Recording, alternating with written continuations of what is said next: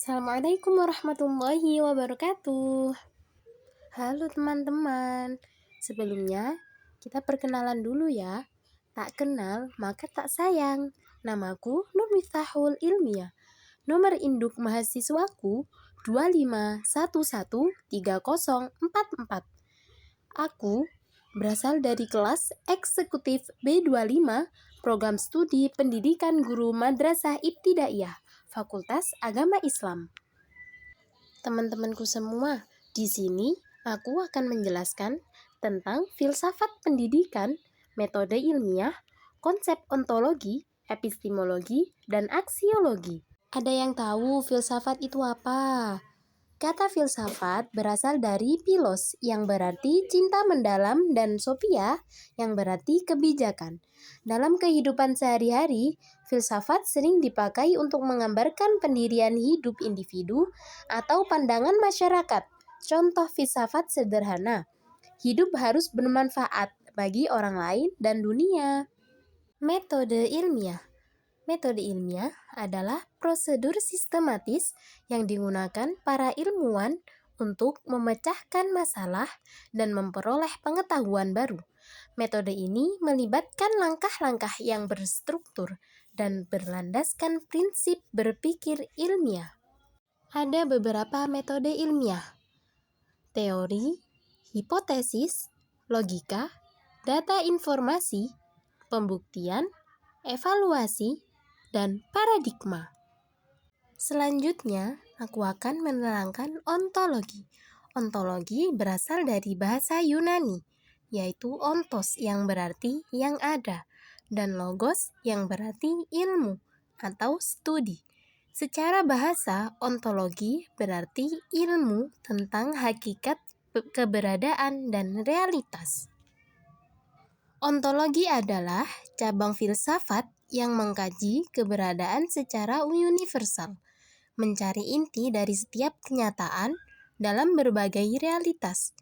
Pemahaman ontologi terkait erat dengan bidang filsafat lainnya seperti filsafat manusia, alam, dan pengetahuan sehingga sulit dipahami secara terperinci. Setelah ontologi, kita akan membahas tentang epistemologi. Epistemologi adalah cabang filsafat yang mempelajari asal, sifat, batas, dan cara memperoleh pengetahuan. Epistemologi mengkaji bagaimana manusia mengetahui sesuatu, sumber pengetahuan, serta validitas dan kebenaran dari pengetahuan tersebut. Menurut Richie Calder, epistemologi adalah proses ilmiah dimulai dengan pengamatan manusia terhadap fenomena. Pengamatan ini menjadi langkah awal metode ilmiah untuk memahami objek, diikuti dengan menguji pengetahuan melalui aspek epistemologi.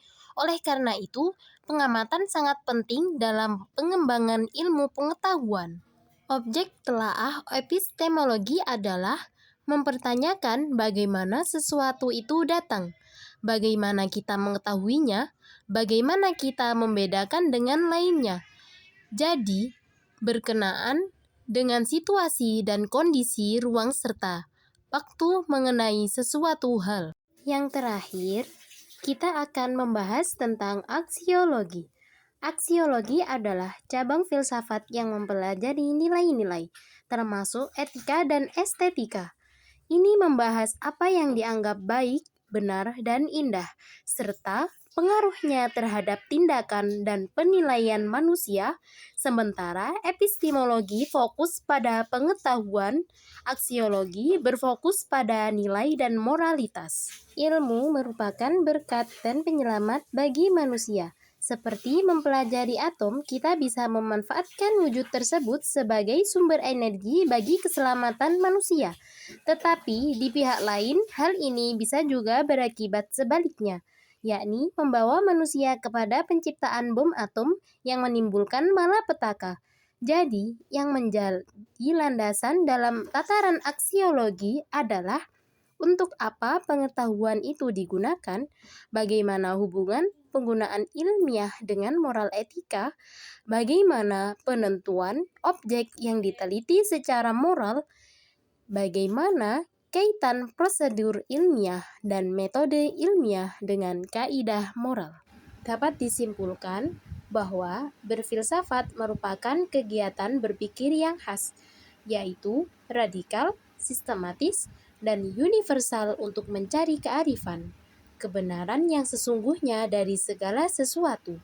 Berfilsafat berarti berpikir merangkum sinopsis tentang pokok-pokok atau dasar-dasar dari hal yang ditelaahnya. Cukup segitu ya materi hari ini. Kesepian tanpa kekasih. Cukup sekian, terima kasih.